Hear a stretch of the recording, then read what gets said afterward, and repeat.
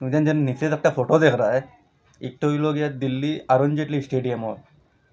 না world cup ওর না IPL ওর না কোনো ম্যাচর সিরিজ ওর ইলাও কোনো কিছু নাই কিন্তু একটা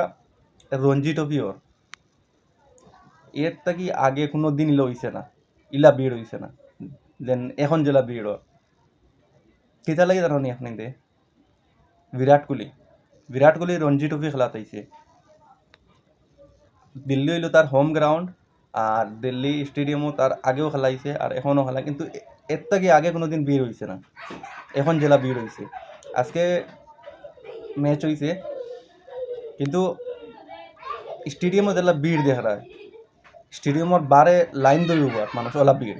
যতটুকু স্টেডিয়ামও এর থেকে ডবল বারে মানুষ দেখার লাগে এটা বিরাট কোহলি এমন এক মানুষ আর এমন এক প্লেয়ার বনছে আর আমরা আমরা আমরা নিজে নিজের লাকি মনে করি যেন আমরা জেনারেশনও ইলা প্লেয়ার দেখতে পাইছি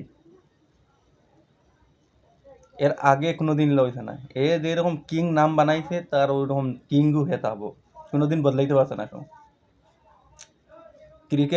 ক্রিকেটের লাগে মানুষ কতগুলো পাগল ও ফটো দেখিল ক্রিকেট দেখার লাগে মতলব কোনো মানে কোনো সব নাই খোয়ার মতন ও আমার মানুষ হয়েছে চলো তার ফ্যান ফলোয়িং এ বানাইছে বা আমি নিজেও ফলো করি তারে আর পছন্দ আমার ফেভারিট ক্রিকেটার হে মস্ত লাগে দেখতে নিজে বোম্বাইত নিজে ওইতাম যদি দিল্লিতে নিজেও গীত গেলাম মানে দেখার লাগে